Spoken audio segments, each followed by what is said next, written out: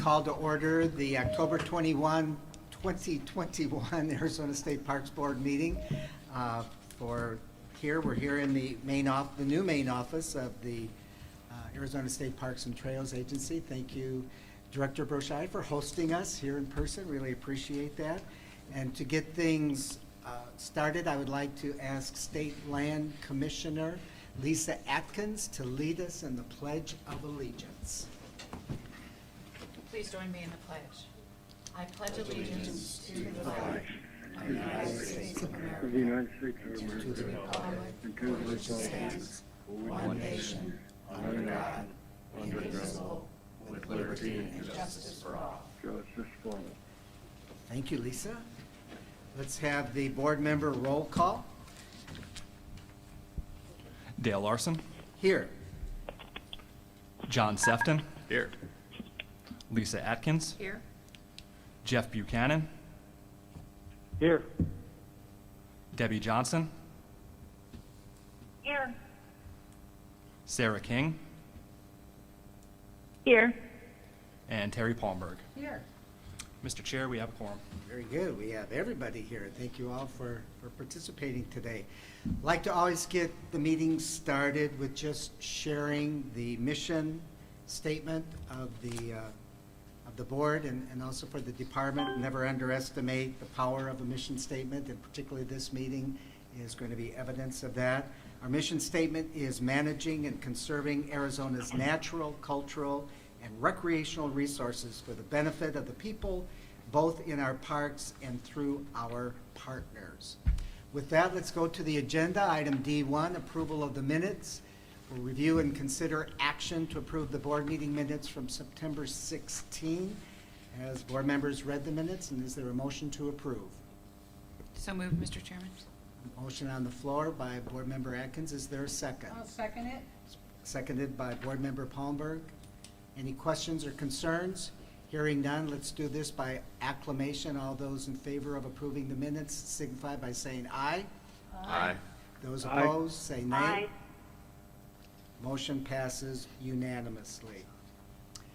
All right, we're going to go to the item D2, 2022 Recreational Trails Program Non-Motorized Grant Application. And here from the northeastern region of our country is Mickey Rogers from Maine. Mickey, take it away. Thank you, Mr. Chair, members of the board. The Recreational Trails Program provides grant funding for construction and maintaining non-motorized trails and trailhead facilities. Each fiscal year, a minimum of 30% of appropriated recreational trails fund, $574,654, must be used for non-motorized projects. One project has been submitted for this meeting requesting $128,270 in funding.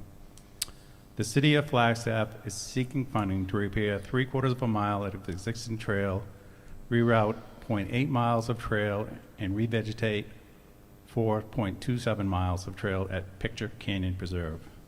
Funding will be used for trail crews, materials, hydro seeding, and native plant seeding to mitigate illegal trails. Flagstaff is also requesting funding for signage, field trips, and maps. On staff review, there are two items that we question. One is the cost per map, which is $2 for each map, which staff thought that was a little high, and Flagstaff said they'll reach out and try to reduce that cost. The second request was providing funding for field trips. Although field trips are certainly valuable to schools to get out, it is not the best use of trail funds. This $2,000 would be eligible under Heritage Fund Outdoor Environmental Education Program, and staff recommended to Flagstaff that they seek these funds in this program. And also we recommended, as did ASCO and AIR, to reduce this by that $2,000 and award $126,270 to Flagstaff for this project. One of the questions that came up at AORC was how much money we have in non-motorized funding this year. We have $500,000 in Heritage, $574,654 in recreational trails funding, and another $766,205 in diverse RTB funding. So for non-motorized trail, there's $1.8 $4 million available for non-motorized projects.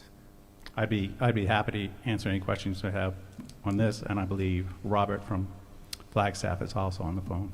All right. Thank you, Mickey, and thank you, Robert, for joining us. Are board member questions? So based on your $1.8 million non-motorized budget on this, so this will be the first to be reduced from that, so it'll be minus 126,700. That is correct. Okay, that's a significant amount of money. That's really great. Appreciate that. All right, any questions, concerns? Mr. Chair, if I may, Go I wanted to give a recognition of staff in bringing forward that discrepancy, because it's something that we might not necessarily look at as far as how the grant applications might best be suited. And I want to give commendations to the team along that line. It's very helpful, and we saw this as part of AORC as well, so much appreciated. Thank you, Mickey. Thank you. And by the way, Mickey, are the maps just paper maps? Is that what you were worried about, the $2 cost? Or is it a virtual map? I mean, Robert answered this question. They're trifold maps, the colored trifold maps, at $2 each. okay. All right, hearing no other comments or questions, is there a motion to approve? Mr. Chair, Board Terry Member Holmberg, Terry. I move that the board approve funding for the 2022 non-motorized grant application as follows. City of Flagstaff Picture Canyon Trail Restoration in the amount of $126,270. There's a motion on the floor. Is there a second? I will second. Motion has been made and seconded. Any further discussion by board members? Hearing none, let's have a roll call vote. Dale Larson, Aye. John Sefton, Aye. Lisa Atkins, Aye. Jeff Buchanan, Aye. Debbie Johnson, Aye. Sarah King, Aye. Terry Palmberg. Aye. Mr. Chair, the motion passes. Thank you very much. Next item, D3, the 2022 Recreational Trails Program Trail Maintenance Grants. So Mickey, you're still up. Thank you, Mr. Chair, members of the board. The 2020 Arizona State Parks Trails Plan has maintaining existing trails as its #1 priority. For the past several years, Arizona State Parks has set aside $150,000 in recreational trails funding for maintenance of existing non-motorized trails. A potential sponsor can apply for up to $50,000 per project, and if approved, select from one of our 3 contracted trail crews, provide the 5.7% match, and once the project is complete, work approved by the sponsor, the Arizona State Parks will pay the trail crew directly. This work must be completed within 1 year of receiving these funds. The Verde Valley cyclists are requesting funds for 6 weeks of trail crew work on 24.9 miles of trail. Also, 4 miles of social trails will be naturalized. The project will be done in conjunction with 2 Forest Service technicians and volunteers. The trails are on the Red Rock Ranger District of the Coconino National Forest. Maintenance to include erosion control, several switchbacks, retaining walls, and tread armoring. In addition, the funding will be for brushing, signage, removal of wooden check steps, and drains. This will bring the trails up to U.S. Forest Service sustainable standards. Staff, Ascot, and Eric recommended fully funding this project, and I'd be happy to answer any questions you have on this. Thank you, Mickey. Is there anybody here from the Verde Valley cyclists on the phone? I don't believe Dan could call in. Okay, very good. Board member questions? Yes, I Board have a member Palmberg. question, Mickey. The 3 contracted crews, how do you select those crews? They can select from any of the 3, or they could have all 3 come up and look at the project, and they could decide which one they want. But as busy as they are, that's why I have 3, because to get a trail crew in time, it takes weeks of planning. So that's why we have 3 that they can select from. Other comments? I do have one. Please. Mickey, as follow-up along those lines and recognizing that the grant money is coming forward, are those 3 trail crews enough? You said busy. And recognizing from an industry standpoint, is it important for us to, especially with the amount of money that we're approving and putting these out, what's your take on the labor pool and the talent necessary to do the effective work? Mr. Chair, Member Sefton, the trail crews actually are subbing with some of the other trail crews that to use under contract. So they're working with those, and this contract expires next year. So we'll be doing another RFP for contractor trail crews next year. Great, thank you. Mickey, I know you and your wonderful staff and people out in the field know what it means to mitigate social trails to be brought back to nature or naturalization. Can you explain a little bit of why they're doing that and what it means to normalize former social trails? Mr. Chair, members of the board, so to naturalize these trails, so especially in areas where the switchbacks, that's one of the major issues they have on illegal trails. People do not like walking back and forth along the trail, so a lot of the times they cut straight down to the trail where they can keep cutting straight down. And eventually what that causes is everybody starts using it, and if they don't naturalize it, it's going to cause tremendous erosion problems.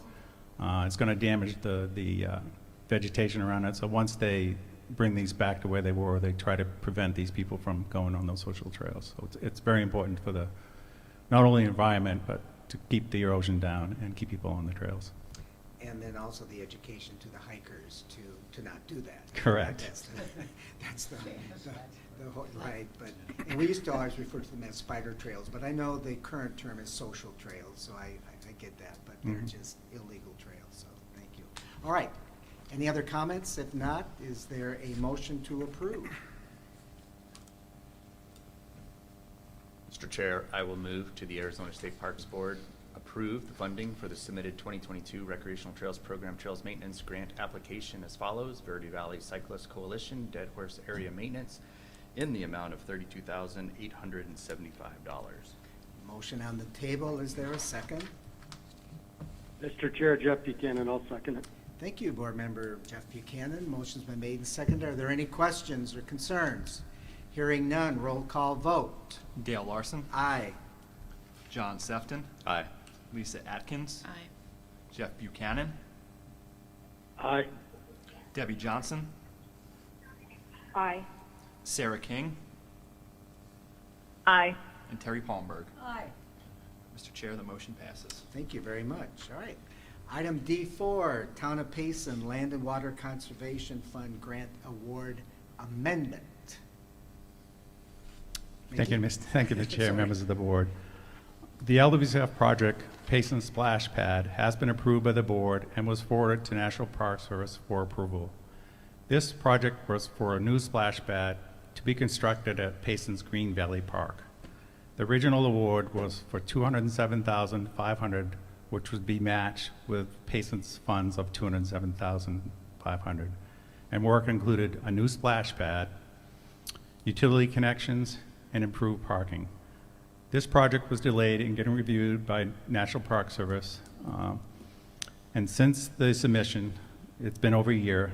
Payson has gone through management change and also NPS, upon the review, requested that all ground disturbing activities be monitored by a qualified archaeologist. Due to these changes, Payson is requesting these extra funds to pay for a project manager and also fund this cultural monitoring. Staff and AORC have reviewed this request and recommend the increase of $41,500 to the town of Payson to cover these additional costs. And just to mention to the board, since COVID, a lot of the LWCF project were delayed for over a year. So there is approximately $3 million in LWCF funding currently to cover any extra costs that may come with these projects once they get out to bid.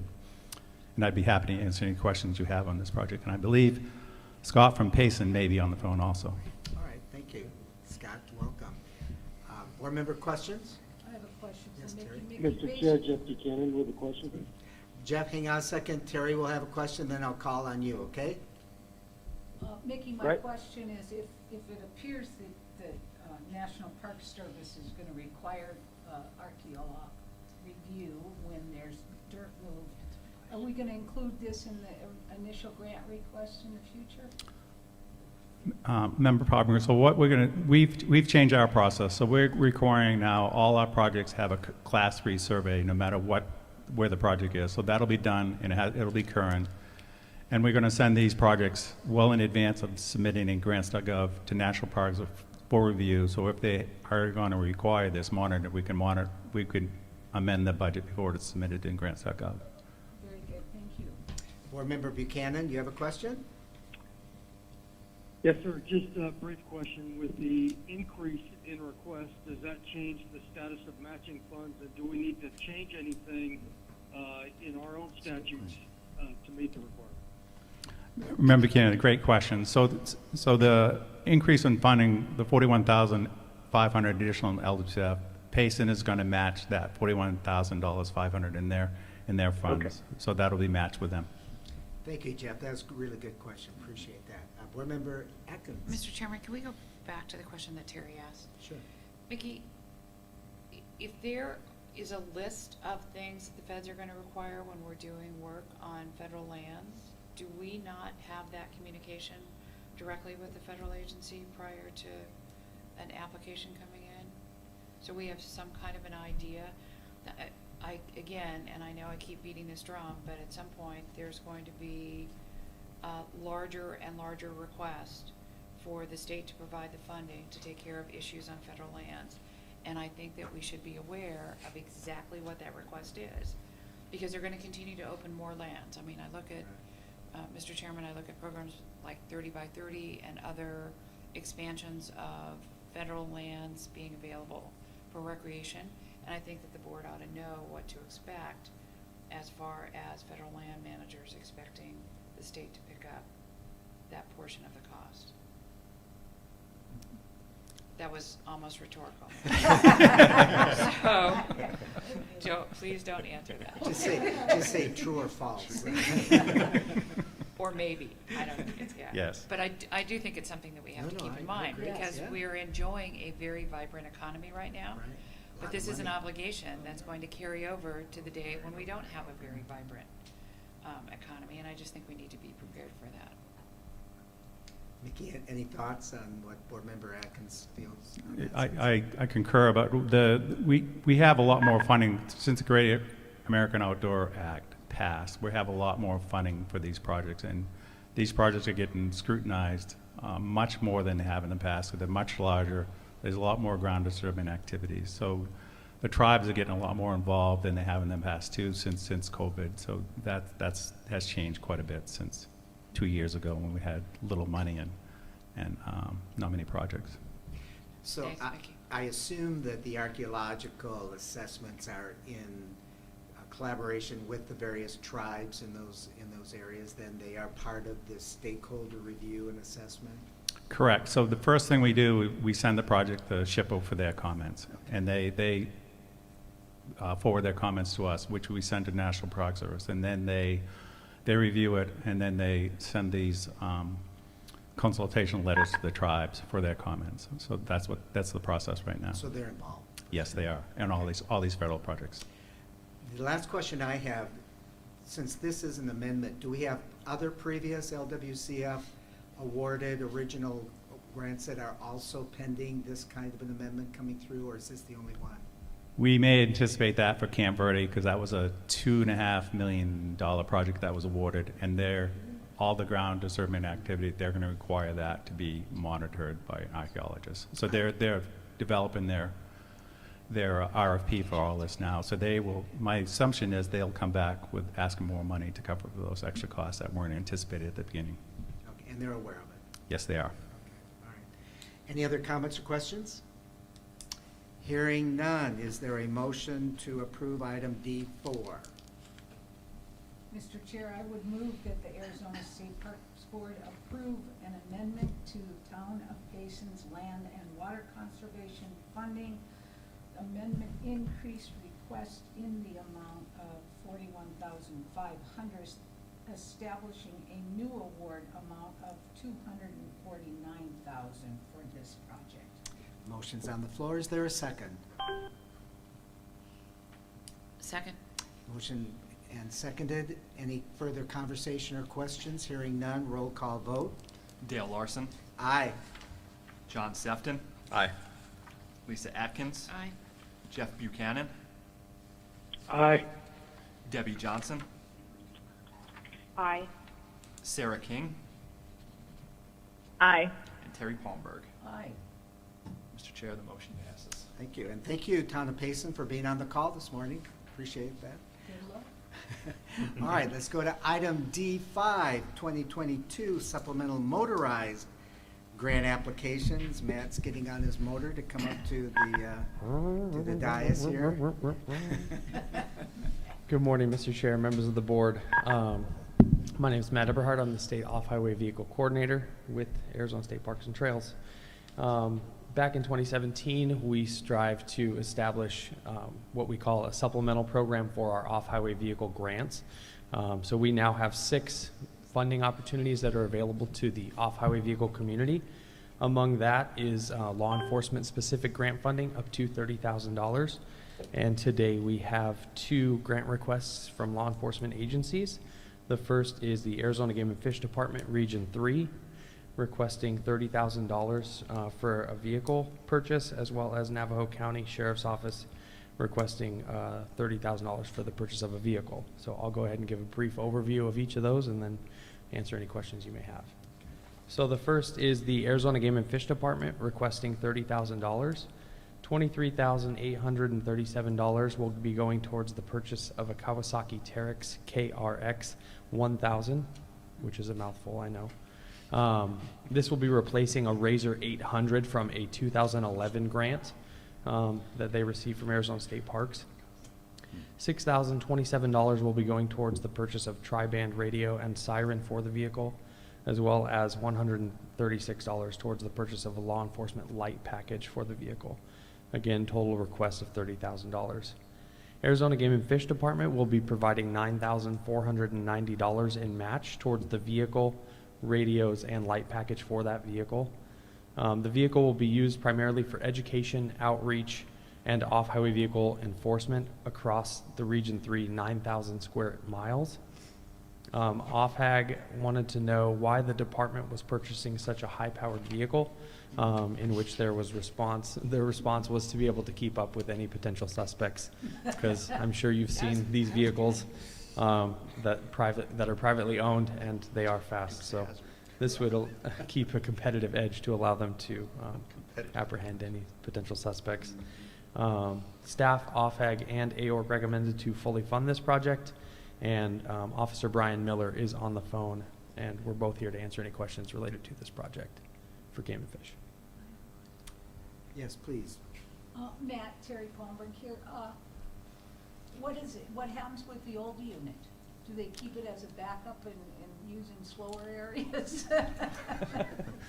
Mr. Chair, Member Palmberg, typically what will happen is they can either surplus it with the state of Arizona through our surplus program that most agencies use, or if it's in still working condition, they can use it for education courses or, like you said, lighter duty maybe. But Brian, if you'd like to answer, if there's any specifics set aside for this, the Razor 800 that it'll be replacing. Good morning, everybody. That particular unit was starting to have mechanical issues, and it was determined that instead of using more funds to try to keep it up as potentially a spare, it was surplus. Thank you. Thank you, Brian. Any other questions on the Game and Fish request? All right, want to go to Navajo County? Happy to. So the Navajo County Sheriff's Office is also requesting $30,000 towards the purchase of a Polaris General UTV. The Sheriff's Office will be providing $6,500 in project match through patrol hours and law enforcement upgrades to the vehicle, which would include lights, radios, and other equipment. The vehicle will be used for education, outreach, and off-highway vehicle enforcement patrols through Navajo, Apache, and Coconino County in partnership with the U.S. Forest Service. The sheriff's office has committed to working with the U.S. Forest Service, and they are in agreement to assist on state trust land and U.S. Forest Service patrols. OFHAG had questions regarding how much patrol time was actually spent on tribal lands, and I believe it was roughly 1% of their time. Most of their efforts are typically done on the Coconino forest. OFHAG, AORC, and staff recommended to fully fund the project, and Officer Alden Whipple is on the phone to answer any questions related to this request. Okay, thank you. Any questions or comments about the Navajo County Polaris vehicle? Hearing none, thank you very much, Officer, what was his name? Whipple? Whipple, thank you for being on the call. Mr. Yes, go ahead, Mr. Jeff. Chair, Jeff Buchanan. Yes, sir. Hey, it's just a broad question. It's not specific to either one of these requests. I guess it relates more to the Arizona Game and Fish Department request. Let me just say, first of all, I'm a huge fan of the Arizona Game and Fish Department. But from a, I guess, kind of a philosophical standpoint, I don't understand. I mean, I know they have a budget, so I don't understand why they would apply to us, another state entity, to fund something that should probably be covered in their budget. Good question. Matt, can you, that, or are you going to refer to Bob? I get Mr. Larson, Mr. Buchanan. I can tell you now that Arizona State Parks and Trails receives 60% of all off-highway vehicle decal funds. The Arizona Game and Fish Department does receive 35%, which is roughly $1.5 million a year, that they will use between education, law enforcement, and outreach. So I know that their law enforcement portion may not be enough to replace these vehicles over time. We have previously awarded two for two other regions. I believe it was Region 2 and Region 6, and now Region 3 is also requesting a vehicle. There's just a lack of law enforcement out there, so there is a need for these vehicles to be able to allow law enforcement to continue. As far as their breakdown of their budget at Game and Fish, I can't speak to that, but I am aware of their portion that they receive and what it goes towards, but the exact dollars I can't speak to, unfortunately. That's Mr. good to Chairman, know. There's also one other Go ahead. part of this. So the off-road vehicle funds, when you buy a tag, is split among state parks, Game and Fish, and the State Land Department. Correct. The State Land Department has barely even shows on that amount, sorry, that's my viewpoint. And we have no trespass authority. So our trespass work has got to be done by Game and Fish. And in the memorandum of understanding, which we just signed after having been sitting dormant for 35 years, Game and Fish recognizes, and we have a very strong partnership with Game and Fish with regard to trespass issues on state trust land. Anytime you have an intermingled land pattern like we do here, it's just a challenge for everybody involved. So this has been the subject of conversations among the three organizations for decades, trying to figure out where that sweet spot is to be able to get the job done with an agency that's a major landowner that doesn't have trespass authority, and we rely on a huge amount of time, and the agreement that we just inked with the Game and Fish Commission commits them to a particular percentage of their time. So if we don't partner among the three agencies, then we don't have an opportunity to manage a very special resource in the state. And of course, the public can't tell when they're on federal land or state trust land. So, yeah, thank you for this, Mickey. It's really Board good Member job. Buchanan, does that help clarify? This was good information for us because I was not aware of that either. Does that help? Sort of. I mean, I guess I understand. I know if it wasn't legal, you wouldn't be bringing it, or Mickey wouldn't be bringing it before the board. It just, again, as a taxpayer, it seems strange to me that one agency is helping to fund another one. I think the best way I can accommodate it is on the education and outreach, which directly relates to our mission. But the law enforcement on non-state parklands doesn't have a lot to do with the Parks Board, I don't think. You want me to say And that? admittedly, I know as Board Member Atkins talked about, well, it does directly relate to state trust land. So I was trying to accommodate why this is coming to us instead of through the Game and Fish Department. up in that direction. So let me add one more thing before Matt has something additionally to say, and that is the ability to hunt and fish on state trust land has been determined by Attorney General's opinions. That is beyond the reach of the Land Department as far as statute is concerned. So we have a very complex system where this agency, the State Land Department, and Game and Fish are intertwined on things that should not be of any concern to the public when they have a right to be able to hunt and fish on public lands. And not having our revenue is generated, as everyone knows, by the sale of land. We don't have very much general fund. It's to cover our rent, our risk insurance, and our staff. And there are legal prohibitions for us using the revenue generated by land sales and management in the state constitution. I mean, this land exists for a particular purpose.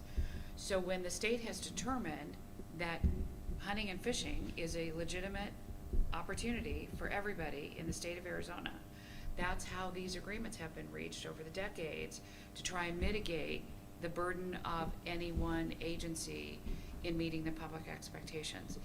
It continuously goes through conversations among all of our agencies because it's frustrating. It's very complex, and it took me quite a while to become a fan of this situation for a totally different reason. But I understand the frustration, but it all works together depending on the authorization and the legal abilities of all three agencies.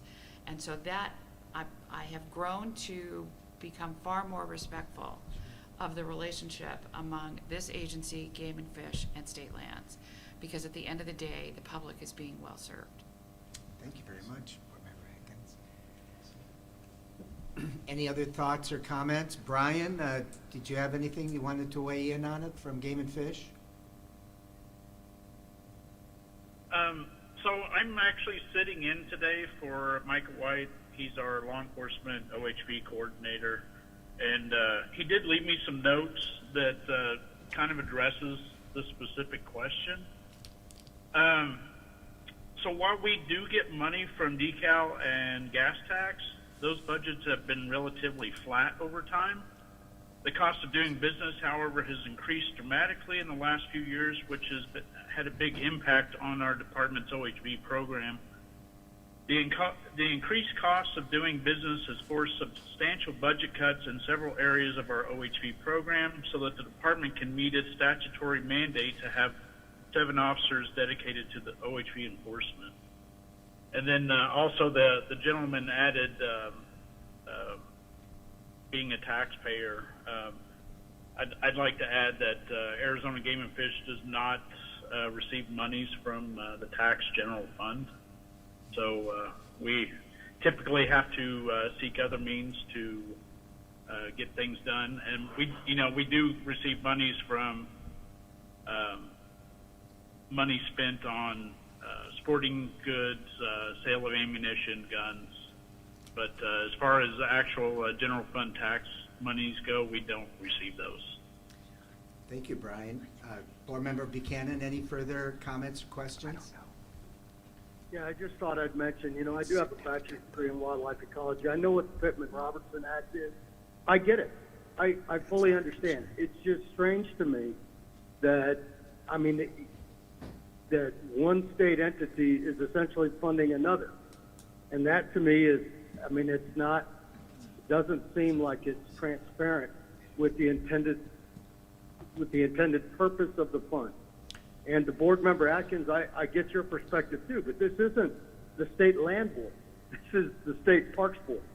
And so I'm just trying to understand why funding this is in the interest of state parks in accordance with our mission statement.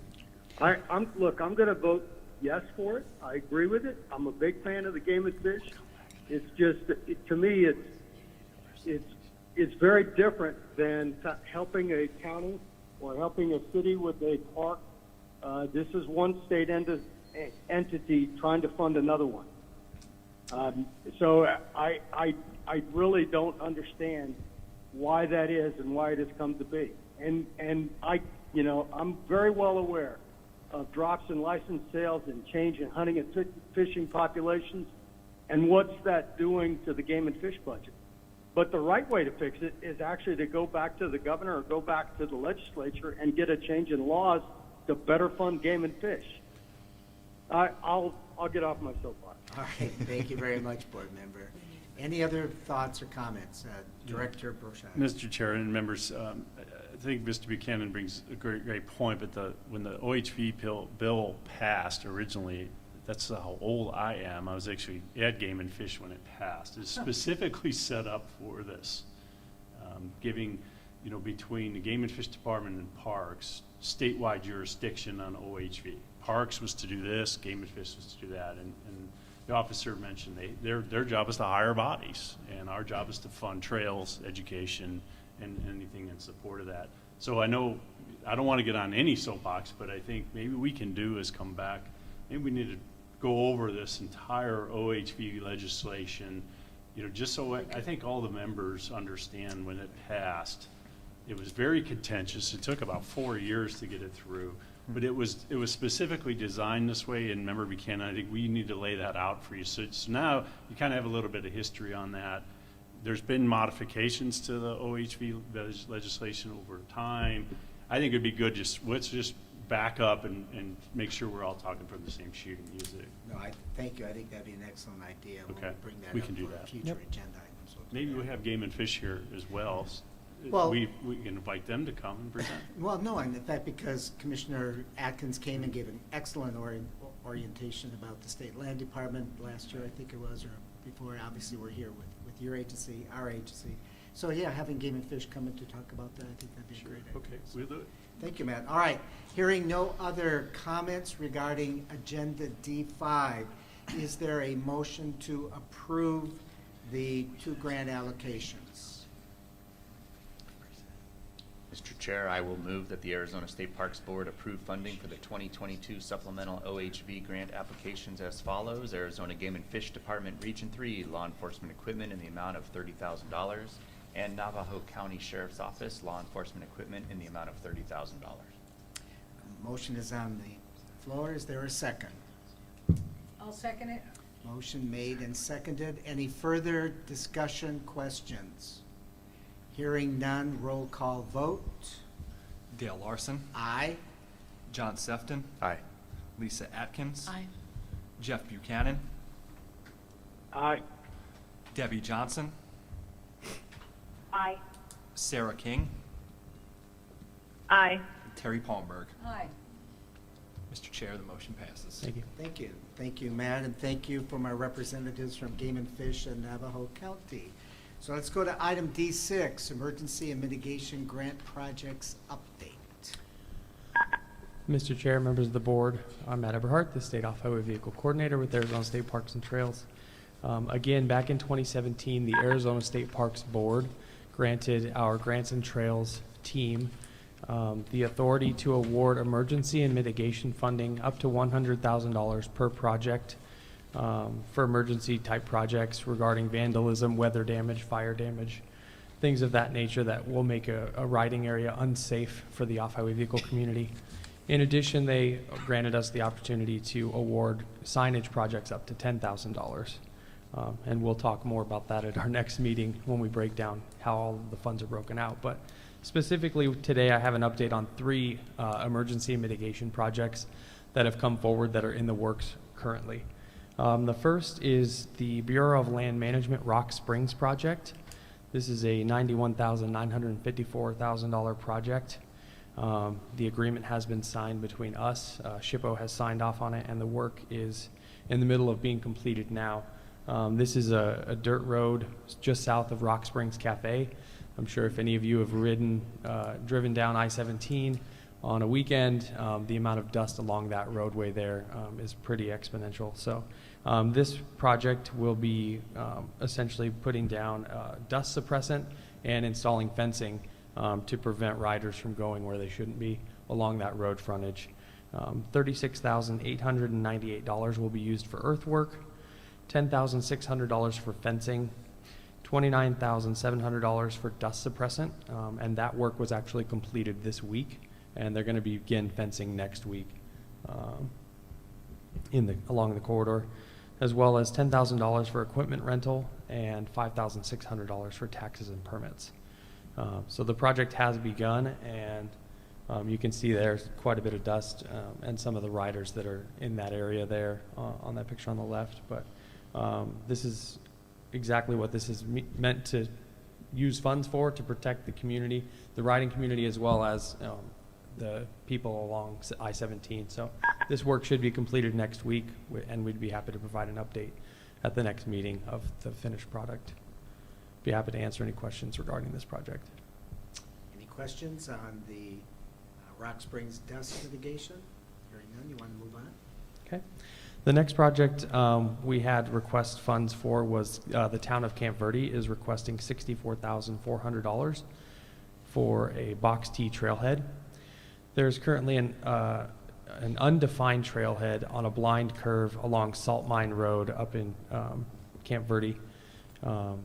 And the current staging area has seen significant damage to the natural landscape due to its vague boundaries. This project will be relocating the staging area further down on Salt Mine Road on U.S. Forest Service property. This project will allow for safer ingress and egress of the area, as well as defining the staging area with better fencing, gates, and signage so that there's not damage to the surrounding landscape. The project funding will include $10,000 for the staging area brushing and cleaning, $10,000 for cattle guard installation, $13,000 for the purchase of cattle guards, $16,000 for millings and transportation and spreading of those millings on the staging area, $8,000 for project management and engineering, $800 for informational kiosks, $19,600 for pipe rail fencing, again, to better define that staging area and prevent damage to the landscape. And then the town of Camp Verde will be providing $28,200 in project match funding. I'd be happy to answer any questions regarding this project. Okay. Any questions on the Camp Verde box T staging area? Okay, you want to continue then, Matt? Absolutely. The last project we have that came forward was the town of Florence requesting $100,000 for the Post on Butte Preserve fencing project. There's been frequent unauthorized use of off-highway vehicles, creating numerous motorized trails across the preserve.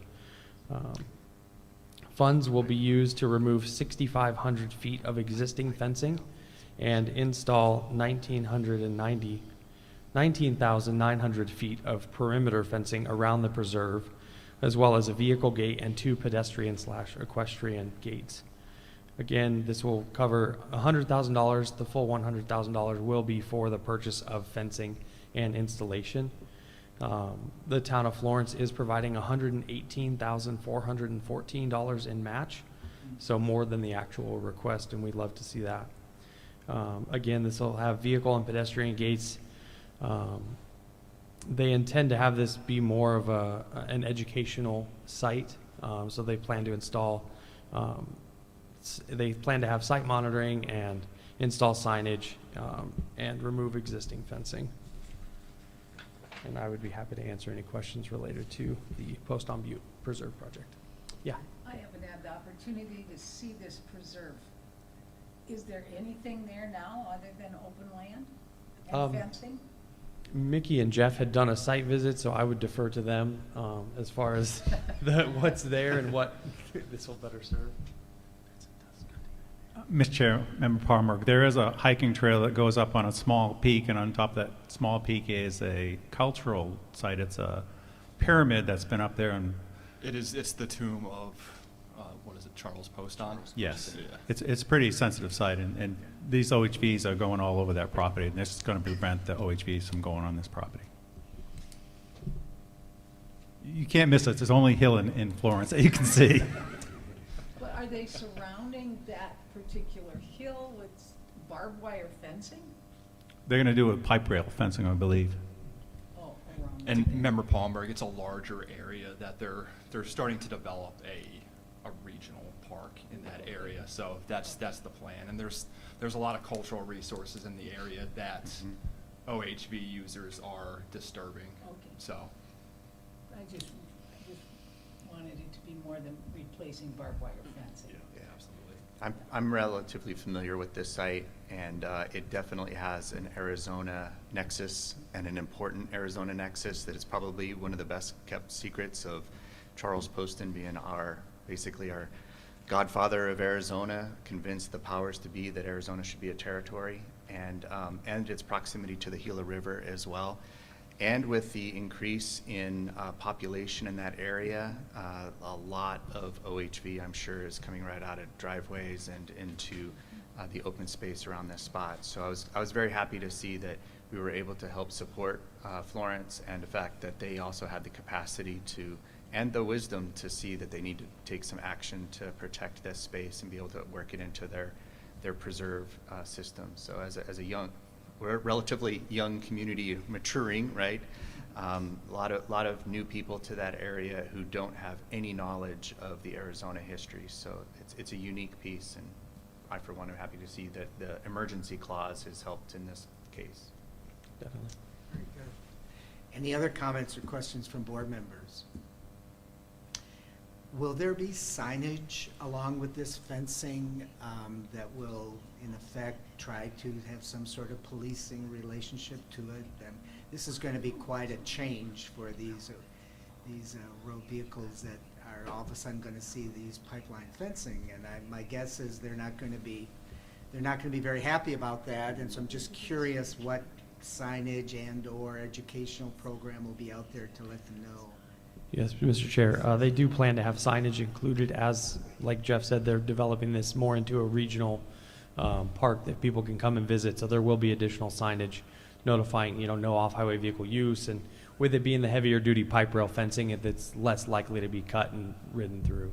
So, Now, you say regional park, is that the town of Florence that's creating this park? yeah, they're working to develop this preserve as a more educational space. Okay, all right, very good.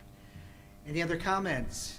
Hearing none, let's have a motion to approve. These are these this is are just informational I'm only. sorry. Yeah. Oh, well, am I getting into that adrenaline here of approving money? Thank you. Thank you very much, Matt. The pictures are nice. Yeah. By the way, board members King and Buchanan and Johnson, I don't know if you can see the pictures or if it was in your packet, but the pictures that are here in the office in the conference room are very telling as far as the destruction that is currently in all three of these areas. I mean, it's just pervasive, it's wide, it's dusty, so the amount of allocation here, I think, is going to go to an excellent purpose. So anyway, just get that as a final concluding thought. And Mr. Chairman, and I do also have to compliment Pinal County. Oh. They are going through a tremendous growth spurt, both in the northern part of the county and the southern part of the county, which are really very different. And obviously, we're doing a lot of work with them because the trust has a huge footprint in Pinal County. They have got a terrific staff, and you can't tell the difference between working with the county staff and the community. So it really is a regional presence and very forward-looking. So it's no surprise that Florence has come to the table wanting to preserve these assets. It's remarkable. It's excellent to know. Thank you very much, Board Member Atkins. All right, our special entertainment feature for this program is Heidi is here as Park Ranger to talk about Red Rock State Park Center for Environmental Education. So Heidi, if you could introduce yourself and welcome. Good morning, ladies and gentlemen of the board. Hopefully I'm speaking into the mic appropriately. My name is Heidi Erickson. I'm the park manager at Red Rock State Park in Sedona, Arizona. I've been with Arizona State Parks. In December, it will be 6 years as the park manager at Red Rock State Park. Congratulations. Thank you. I will mention also that we just had Red Rock State Park's 30th anniversary last week. So I wanted to start out with a quote from Bruce Babbitt, who was instrumental in getting Red Rock State Park to be a state park. His quote, "Public lands, parks, wildlife refuges, rivers, and national forests are our common heritage, a unique historical legacy meant not for private exploitation, but rather for the preservation of open spaces, wildlife habitat, and for the use and enjoyment of all." So I want to touch briefly on the history of the land that the property sits on. So we do have some knowledge that prehistoric peoples used this area of Sedona. There was Paleo-Indian culture evidence, very, very scant amounts, but some going back to 11,000 BCE. There's kind of a break in the archaeological record, and then we have the Archaic period, which is really just represented by some very few arrowheads, axe heads, things like that, spearheads, that lasted until about 300 Common Era. What we do have a little bit of on the park is some evidence of the Sinagua culture that used the park as well as the whole Verde Valley between 650 and 1400, so right up before Europeans landed in the New World. As we get more into the historic period, we know that the Sinagua merged, actually spanned the gap between the ancestral Pueblo peoples to the north, which some people call the Hohokam, and which some people call the Anasazi, and the Hohokam to the south. So we see that they bridged several cultures, and you could see evidence of trading between all those cultures. As we get into European expansion into Arizona, that's where we have evidence and knowledge that the Yavapai occurred on the east side of the Verde Valley, and we had the Western Apache come in relatively late in the late 1800s. There's evidence that they came into the area from the east, coming west, and they kind of straddled their boundary between the Yavapai and Apache right around the Sedona area, going up and down the I-17. Which wasn't there at the time, yeah. And so now we have in our local area in the Verde Valley, the Yavapai Apache Nation. So this is actually an artificial amalgamation of two distinct cultures. There was a legislation passed in the early 1900s, making them a single tribe. This did cause some difficulties at first because they were completely different cultures. Different languages. And so now we have Yavapai Apache Nation reservation nearby in Camp Verde, and also in Clarkdale, just to the west of the park. We do try and interact with these folks so that we can include information about their cultures in our program in the park. Now we get into the homestead era of the park history. We do talk about this with park visitors, so I wanted to just share briefly. The park sits on parts of 4 different homesteads. There's 2 that we know a little bit more about, the Shermans and the Armijos. The Shermans had the north side of the creek on the park property, and the Armijos on the south side of the park. You can see here some pictures of Fritz Sherman. He was the son of Henry Sherman, who was one of the very early homesteaders in the Sedona area. And Ambrosio Armijo also had property holdings on what is now the park on the south side of the creek. And his father, Juan, again, a very early homesteader into the Sedona area. A lot of people come to the park asking about Jack and Helen Fry. Jack was the CEO or president of TWA Airlines, Trans World Air, one of the very first commercial airlines in the United States. And he and his wife were flying over the Sedona area one day, and she pointed down to this area that turned out to be where the park is and said, "Jack, I want to live there."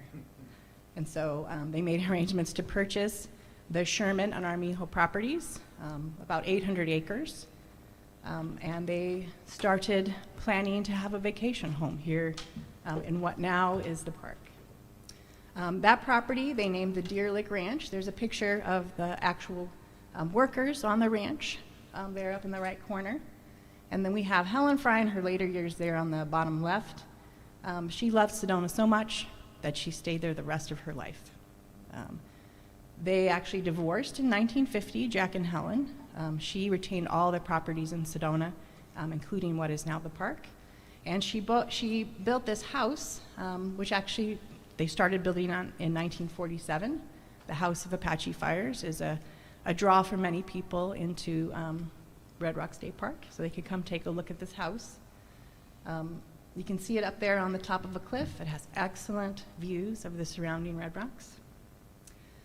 So while they did divorce in 1950 and Helen retained ownership of these Sedona properties, she did have some liaisons over the years. One included a very famous Egyptian sculptor, Nassan Gobran. He actually lived in the House of Apache Fires for a while, but Helen held the note on the house, and when their relationship dissolved and he could no longer pay the note, she took the property back. So that's a little history on the park, and then we'll go to the next slide. So, Helen was part of an organization, spiritual group, called Eckankar. We'll call them an alternative religion, in case any of them are watching. So we have a picture here of what the ranch looked like when Eckankar had the property. They actually built a couple buildings that are on the park. Our bunkhouse building and our maintenance building were built by them, and probably the restroom building at our picnic area was probably built by them. You can see up here in the right corner on the bunkhouse building, this is their symbol that's actually built into the wall. So how did it become a state park? Well, one day, while Bruce Babbitt was in Sedona, the former governor, he was walking along Oak Creek. And a representative from Eckankar approached him, said, "I'm sorry, you're trespassing on Eckankar property. You need to go." It's a very popular story we like to tell, and Bruce Babbitt tells it himself. He said, "Oh, but I'm the governor of the state." And the representative from Eckankar said, "Yeah, I've heard that before. Get off."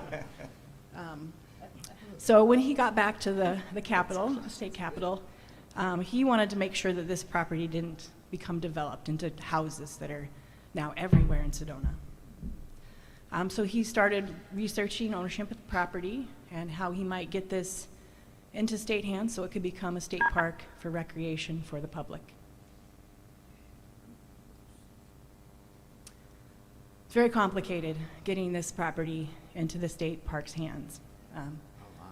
It's way too long a story to tell the whole thing, but here's just a real quick summary. Eckankar sold the property to Animex Mining Company. They wanted a piece of land that they were leasing down in southern Arizona. So some arrangements were made, and the State Land Department got possession of the property in Sedona, and Animex got possession of this land down in southern Arizona. So now it's in the State Land Department's hands. How are we going to get it into state parks' hands?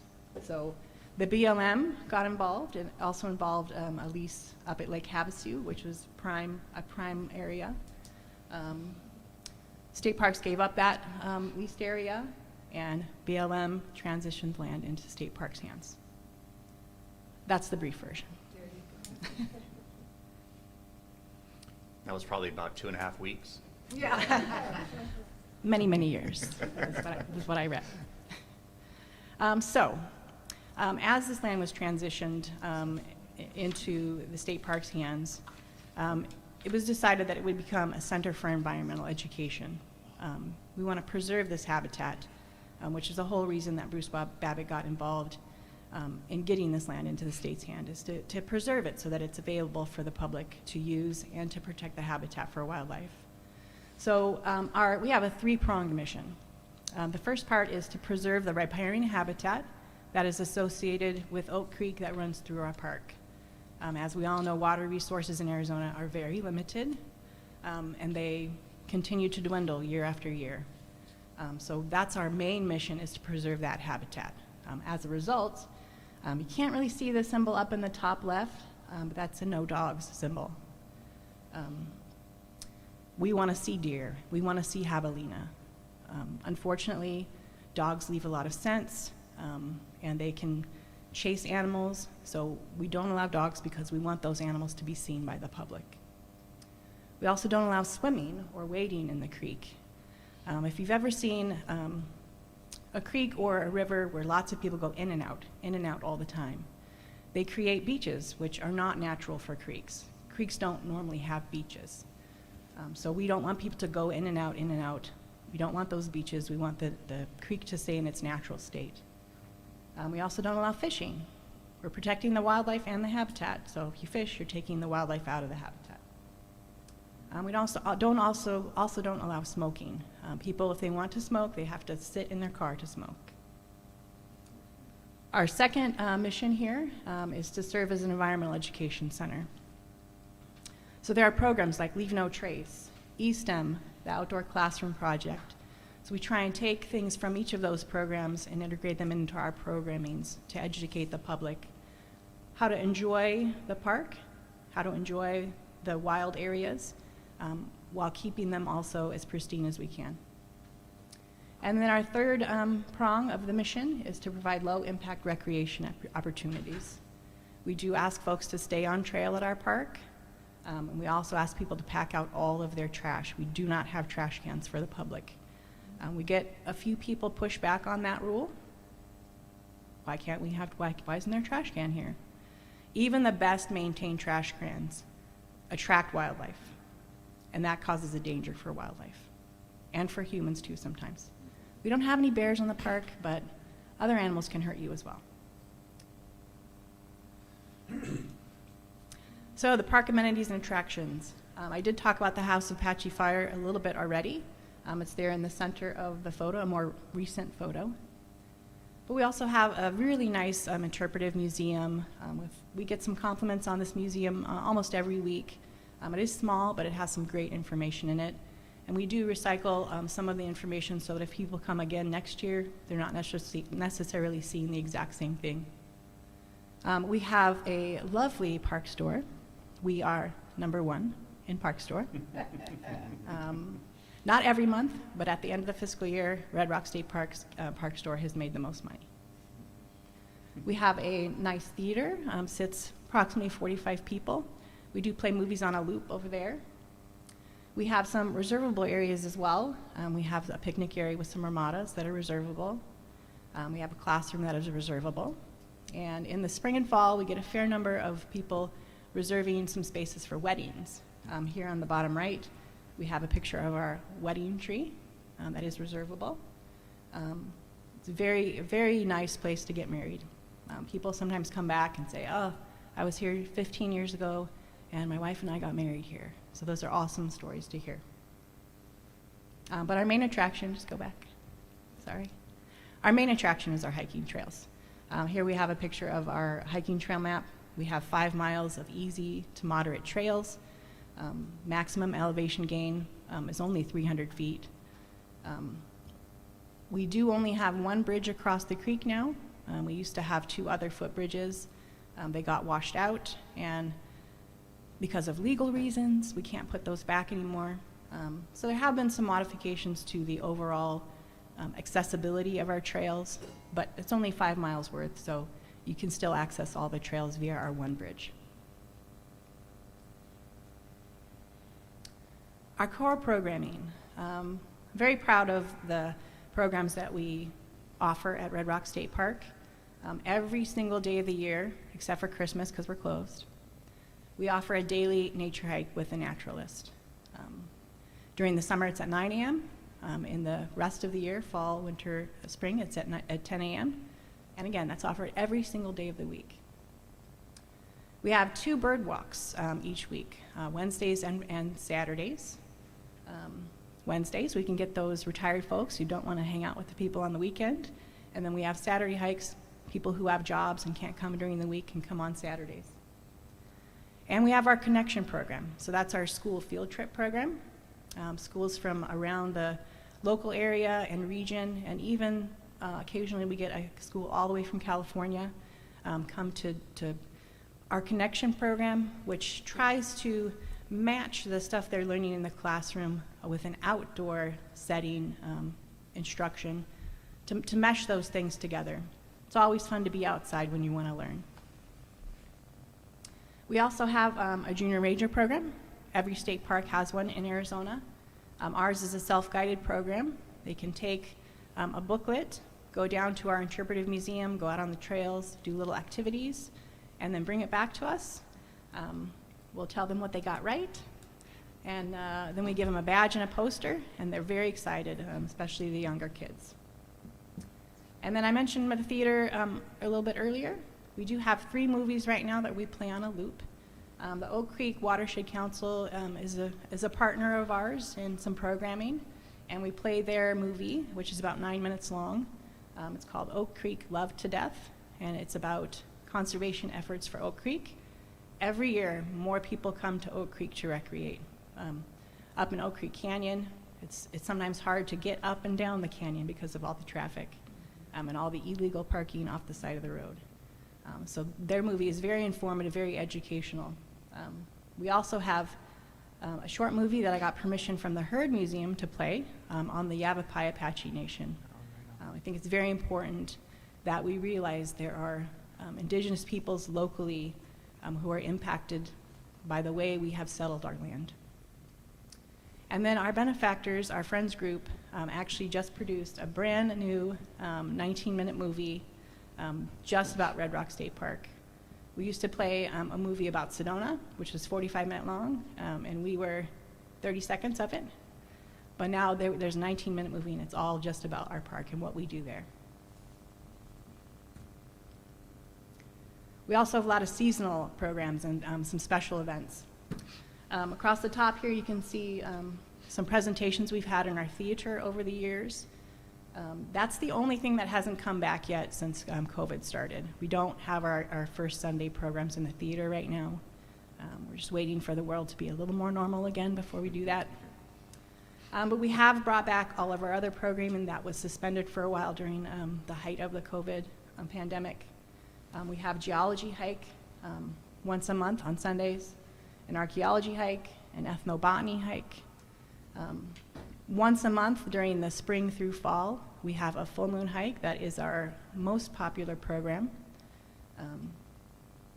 We get a waiting list for that one. In the past, I heard we used to have that three days every month, the day before, the day of, and the day after the full moon. And I'll talk a little bit more about this later, but we can't do it that often anymore because our volunteerism has dropped over the years. We typically also have 2 star parties per year, partnered with the Astronomers of Verde Valley, or AstroVerde as their short name. They have gone through some leadership issues, so we didn't have those programs this year. They just weren't able to schedule those with us, but we're hoping to get those back, and we usually do those twice a year. And then our annual event is usually Earth Day. We didn't have it last year for obvious reasons, but we are in the planning stages to have it again this year in April. So hours of operation. Unlike many of the Arizona state parks, we are a day use park. We don't have camping. So we are open 8 to 5 daily during the fall, winter, and spring. And our visitor center is open from 9 a.m. to 4:30. In the summer, we do have some extended weekend hours. People are out and about a little bit more in the summer. So on Friday through Sunday, we actually stay open until 6:30, and the visitor center closes at 6 on those days. All right, here's the numbers. All right, so our visitation has been increasing year over year. I did a 7-year average for the FY12 through FY19, just so you could see the pattern. And if you look at FY20 and FY21, it's a similar pattern, but it is typically going up. You see that dip in FY20, and that's when the majority of COVID restrictions came into place. Otherwise, it would have been in line with those norms. And then the other thing, just to emphasize why it looks different at the end of FY21 and the beginning of FY22, the Forest Service closed for about 9 days, 9 or 10 days. Slide Rock also closed. We were the only hiking trail available to people. So you can see that huge spike at the end of FY21 and that huge spike at the beginning of FY21 or 22. They had nowhere else to go. Everybody in town was sending their guests to Red Rock State Park to go hiking. So thankfully we were open, people had a place to go. I also have a slide here about our demographics. Oh, no, go back. Over here on the right, you can see that most of our customers are adults. And that's pretty standard probably for the Sedona area. You get a lot of people coming on vacation. You get a lot of older folks retiring to Arizona. We do get a fair number of children as well, but it seems to be a lot of our entry fees are $14, two people. An adult man and woman that are married couple, those are our typical customers. Down here on our revenue, which is the bottom two slides, bottom right, you can see again, revenue usually follows visitation pretty closely. But we had a huge downtick here in April of FY20. During those COVID restrictions, our gift shop was closed. And again, we're a number one gift shop. I'm going to say that again. But again, you see those huge spikes when the Forest Service and Slide Rock were closed. Over here, you can see our comparison of what are entry fees versus gift shop. So entry fees are definitely our biggest revenue driver, but gift shop is a very important piece of the Red Rock State Park revenue. Okay, I want to definitely talk about our Friends group and our volunteers at Red Rock State Park. Most of our programming is either run by or supplemented by volunteers. You can see on this chart here, there's a 6-year average from FY12 to FY17. Some months we had over 1,200 hours donated by volunteers. As we get into the 3-year average, the next 3 years, you can see it goes down a little bit. And then FY21, during COVID restrictions, most of our programming wasn't happening. We have a lot less volunteerism. I'm hoping that when I have this graph for next year, you'll see it much higher, more like normal. But there are several volunteers who are key to our programming who have decided not to come back after COVID. They've had enough.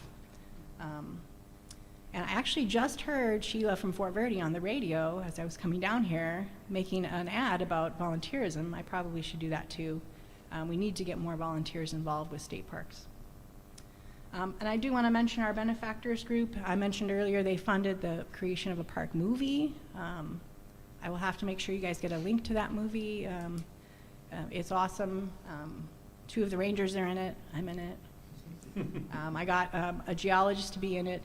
And we got Bruce Babbitt to come in and do the foreword at the beginning of the movie and a little afterward at the end.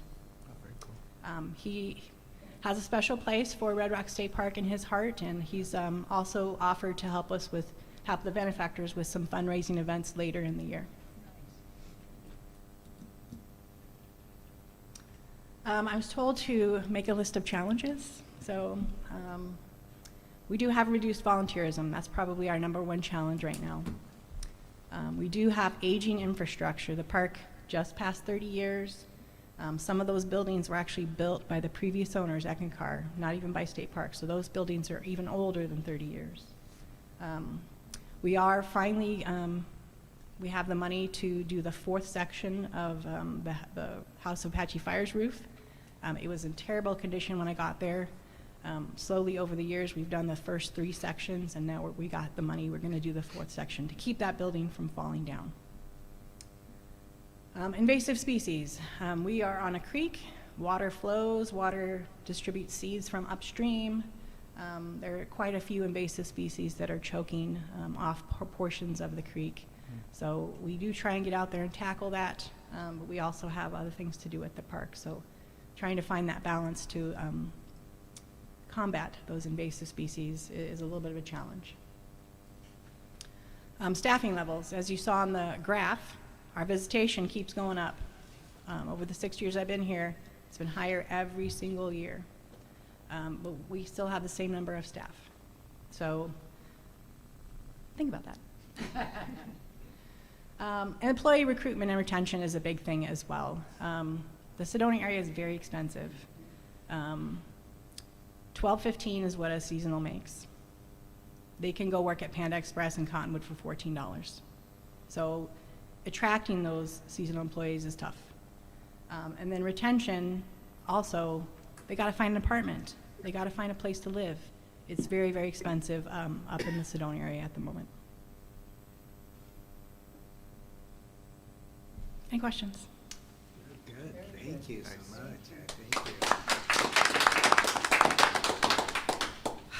Tell you, this is where we want to be right now. I mean, those are great pictures. Heidi, thank you for your dedication and your service up there with the staff that you have.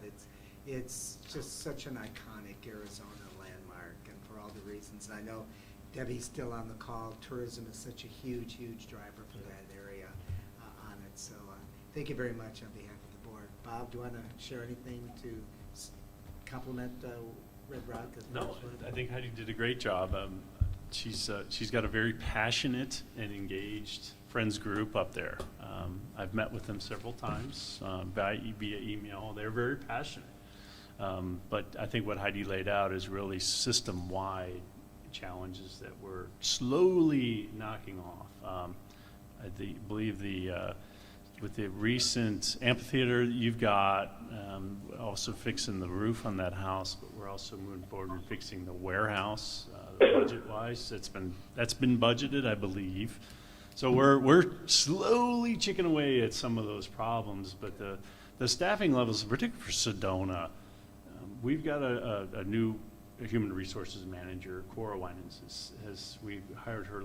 Her first day was Monday. There are opportunities that State Parks has not taken advantage of with cost of living in those places.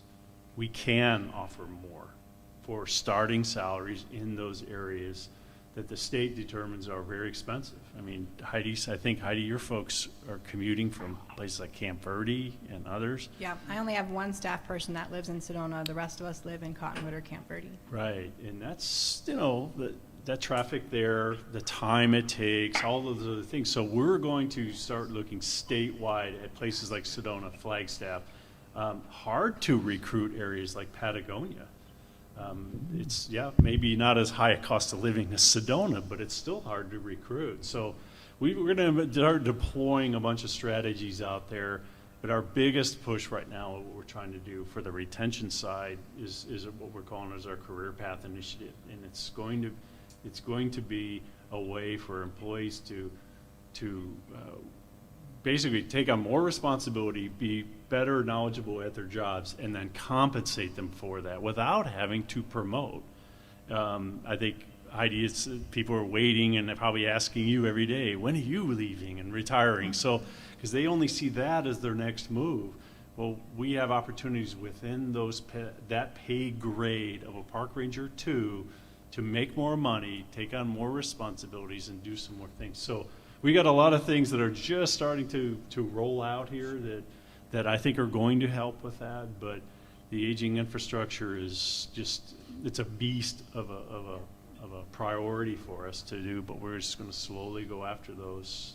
It's the best that we can with some not only within our budgets that we've got, but also potentially outside budgets. So we're waiting to hear on the results of some of those. So that might be pretty exciting if that comes through. So Heidi didn't lay out anything that I think most other parks are dealing with, but I think what she is different is that the town or the city of Sedona is very expensive, and people are going to go Panda Express if they're going to make more money, and we need to be able to be not only equal to, but we need to surpass that. So we're going to have some strategies rolling out here real quick once Corey gets her feet under her, and we're going to start rolling those out. So hopefully help is on the way. That sounds great. Good. And it's on the record. It's on the record. It's on the record. Any other comments from board members? Heidi, did I miss the total number of acres for the park? Oh, yes, I didn't say it. I should have. So Helen Fry did have 800 acres, but over time it became 286. 286? Yeah. And how many staff then, FTEs? We have 8, including me. Very good, thank you. Heidi, thank you. Thanks, Heidi. Thank you. Safe travels back to Red Rock. All right, agenda D8. I know Dawn is here and has a guest to talk about the State Comprehensive Outdoor Recreation Plan. Even though this is an information item, I have to recuse myself since I'm affiliated with one of the groups that they're working on this plan, so I'm going to turn it over to Vice Chair John Sutton. Excellent. And for that presentation, State Comprehensive Outdoor Recreation Plan update, Don, the floor is yours. Thank you, Mr. Vice Chair, and members of the board. Thank you for having us today. The whole SCORP development team is here and are eager to talk to you about where we are in our project. Just to remind everyone, the purpose of the SCORP, first of all, it's a requirement to receive land and water conservation funds. Any state that wants those funds in the state must do a SCORP every 5 years. It also helps us to coordinate outdoor recreation resources and efforts and opportunities across land managers across the whole state, at the federal level, at the state level, nonprofits, everybody. It also helps us to identify statewide recreation priorities. So this is an opportunity for us to kind of look at what's changed in the last 5 years, what are our priorities now, and to kind of identify some methods moving forward to address those priorities. So I'm going to keep my part of this very brief because we have Dr. Gyanyapani from Arizona State University who has been doing some fantastic work on this project, and he's going to kind of take the bulk of our time today. So next slide, please. So we also, along with the town of Payson, received our Land and Water Conservation Fund grant award to support this project much later than we had anticipated. So we hit the ground running. And since that time, we did have to adjust our initial timeline a little bit to kind of meet that reality.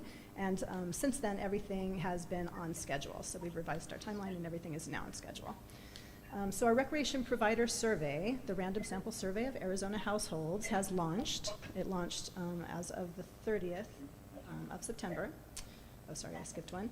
And also the recreation provider survey has also launched. Both of those launched by the 30th of September. We sent out invitations to 513 valid email addresses of recreation providers. It is always a challenge to get recreation providers to respond to us. So I would, if you as board members are wondering, how can I get involved?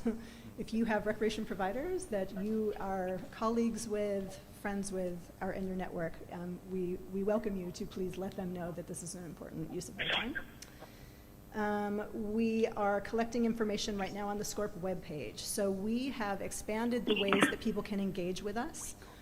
During this SCORP, we have a SCORP webpage, whereas we did not have that before, and we are trying to make that a dynamic place where people can come back to see what's going on with the SCORP, where are we in the process. We've put some quick questions on the SCORP webpage, so for those people who are uninterested in spending 15 minutes of their time answering a very long survey, we're asking them kind of, what are your favorite places to recreate? What impacts did COVID have on your recreation practices, et cetera. So we're trying to expand the number of ways that people can participate in this process, and also kind of have a one-stop shop for information. We are working on launching the public survey. So I told you we're doing a random sample survey of households in Arizona. So that will give us participation statistics that we will be able to generalize to the whole population of Arizona. But we know that there will be a whole bunch of people who will not get contacted during that process who really are passionate about outdoor recreation, and they want us to know about their experience, about their priorities, and about their what they're satisfied with and what they would like to see.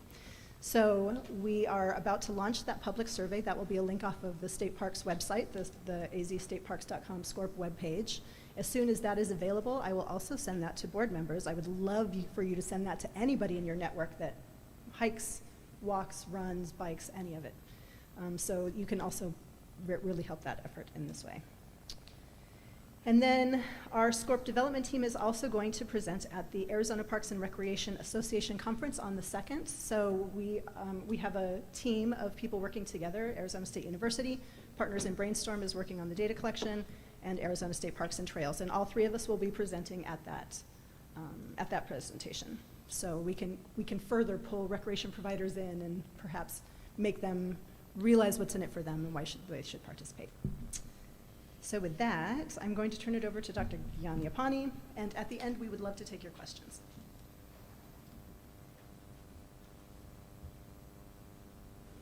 Thank you, Don. Mr. Vice Chair and a member of the board. I'm Gyanyapani, professor at Arizona State University. I'm also the Associate Dean in the Watts College. It's nice to get involved in a state SCORP process. This is my third SCORP. I started SCORP back in 2008, and it's been great pleasure working with you all and updating the process. Next slide, please. So this is part of our Arizona State University's part of SCORP. So we our goal was to engage stakeholders as many as possible, as diverse as possible.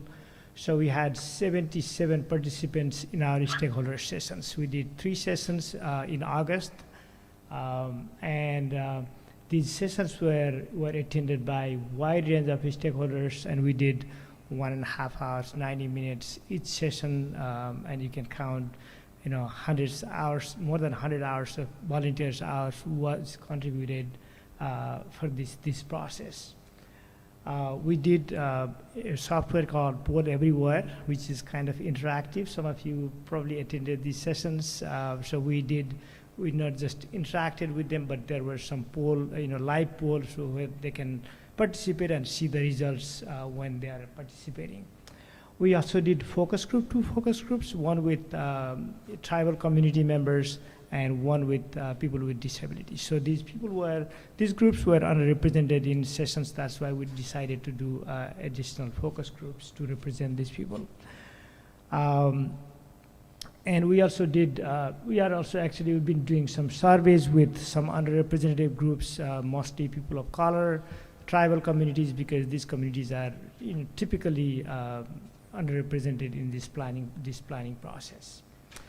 We also have working group members. We have 12 very dedicated people in our working group, and we met them twice already, 2-hour session, and the last session of our working group will be next Friday. And then this working group is helping us to compile the data we gather from stakeholder sessions, and then come up with goals and objectives and strategies for the next 5 years. Next slide, please. So one of the questions we asked to the stakeholders was, what is their knowledge about SCORP? And you can see 1/4 of these stakeholders, they didn't have any knowledge about SCORP. So you can see more and more people are educated about what SCORP is and how it works and things like that. Next slide, please. These are some of the word clouds. I'm not going to present the whole results today, but these are just the overview of what we did. You can see this is the first session. We asked them what are the issues faced in terms of outdoor recreation in Arizona. You can see that the access, trash, overused, diversity. These are some of the biggest issues they have come up with. Next slide, please. And the second session, you can see similar pattern: access, information, maintenance, funding, trash, overcrowding. These are the biggest issues, priority issues. Next slide, please. And third session, similar: funding, maintenance, access, overuse, development. Next slide, please. And when we did focus group with the small groups, the issues were a little bit different. With people with disability, the issues were more transportation, awareness, access, education. These were the bigger issues for this group. Next slide, please. With indigenous communities, the issues are very, very different.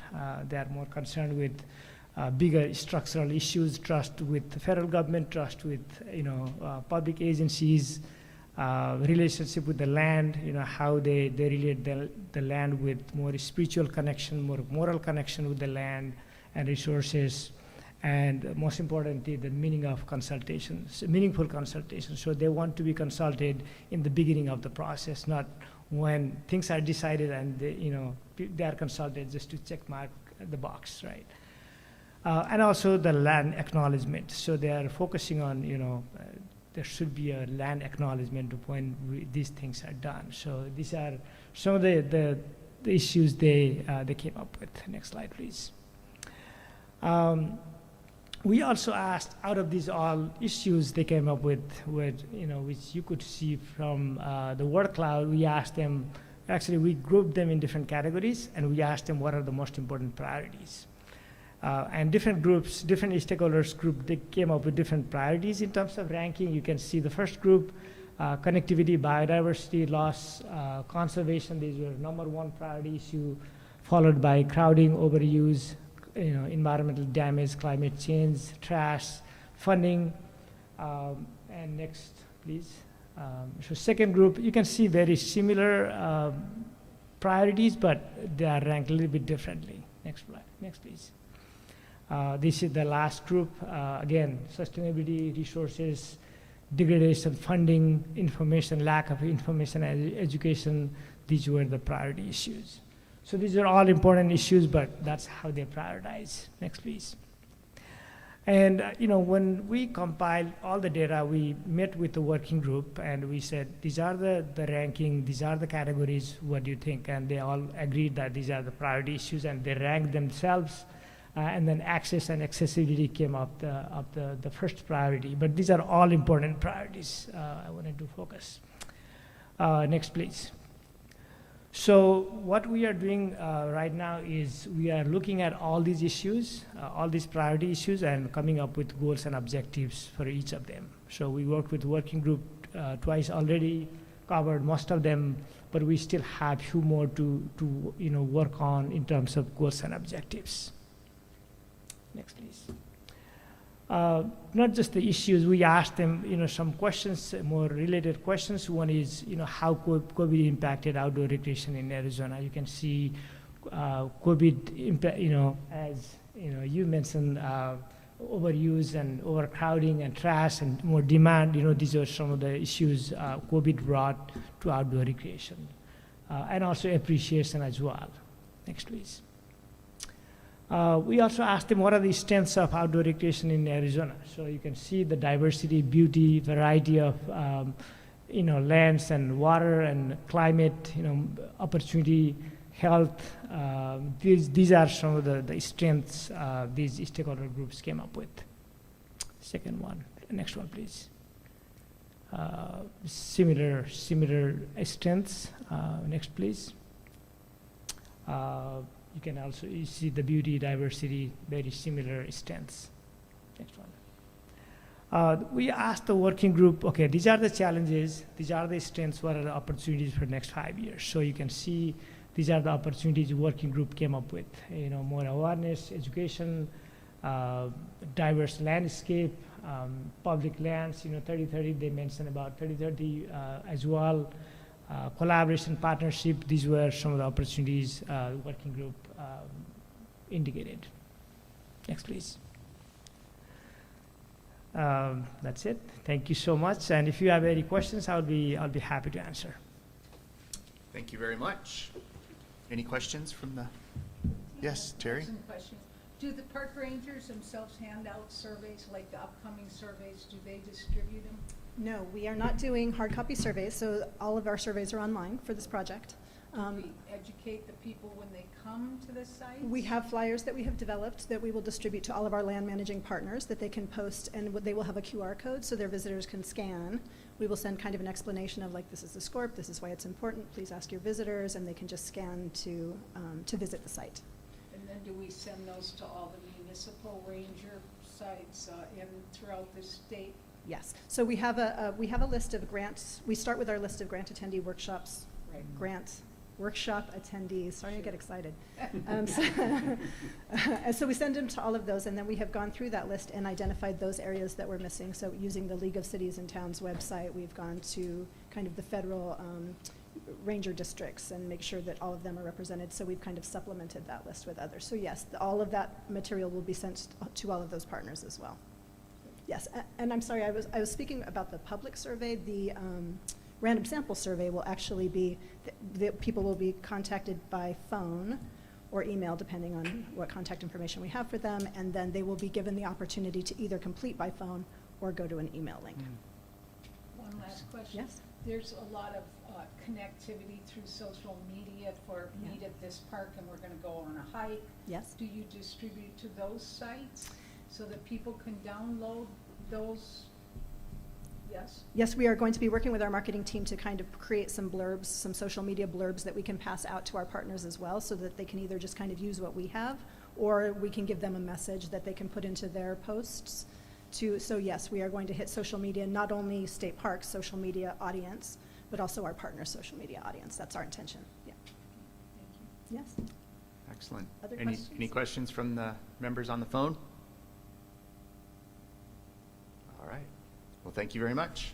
Thank you, guys. Thank you. Hearing none. pass the agenda back to the chair. Thank you very much, Vice Chair.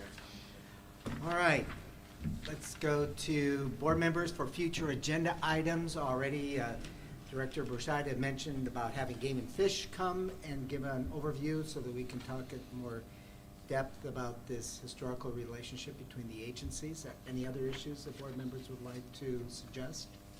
Mr. Chair, as we were talking through that, and with the LWCF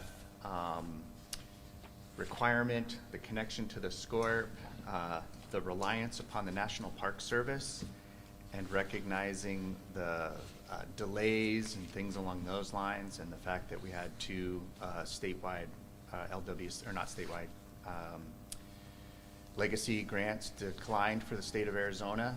I wonder if it might be possible to have a representative from National Park Service and making those connections with this board being responsible for the distribution, allocation of significant amounts of funding.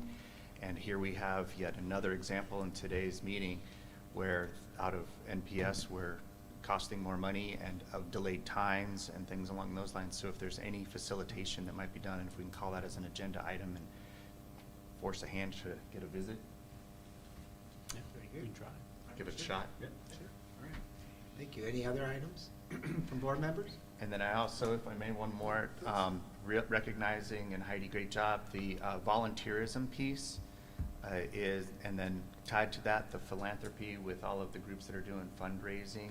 As a statewide portion, as if perhaps there's an opportunity for an agenda where we can explore a little bit and kind of learn what the agency is doing. And there's probably, ways that we can get better about communicating with our volunteers. And that is I think a worldwide issue right now. We lost so many of our volunteers because of COVID, and coming out of that, what makes them feel comfortable, what gives them the reward. And in dealing with the public, I'm finding too that a lot of our volunteers have just had enough dealing with the public. So,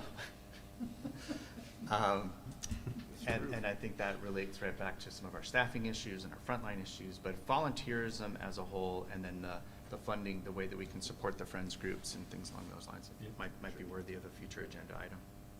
Thank you very much. Any other thoughts? All right, let's go to item F. Current events. Any board members that would summary of current events, travels, experiences, journeys since the last meeting? No, but Mr. Chair, Terry Kronberg, I brought some of the Wickenburg's new fall/winter visitors guide, and they have an article in regarding the Memorial Park in Yarnell. So I brought some extra copies of that, and also a couple of the extra programs from the June event if someone wants them, because I haven't been to a meeting in person Right. since the event, so there you have it. Thank you for bringing those. That's great. I want to see the Wickenburg magazine. Very good. All right. I know that Board Member Buchanan is catching a flight, so he departed. But anything from Debbie or Board Member King, Sarah? All right. Hearing This is none. Debbie. I'm good, thank you. Okay. Thank you for hanging in there. We're all getting there close. Agenda H. Or G, I'm sorry, call to the public. Is there anyone from the public who would wish to address the board? Hearing none, let's move on. Thank you, Jeff. Our next two meetings, November 18th here in the office, December 16th. We're still trying to pull the proverbial rabbit out of the hat in terms of a retreat at some point in time. Your schedules are extremely complicated to try to make some kind of an off-office relationship. I'd love to be able to go up to Red Rock State Park and be able to sit into that conference room and be able to do things in that area. So anyway, we're going to keep nagging all the board members to see if we can't get a reasonable quorum to be able to go out and do that now that the weather is changing. And then with that, I believe, Director Burchard, do you have anything further?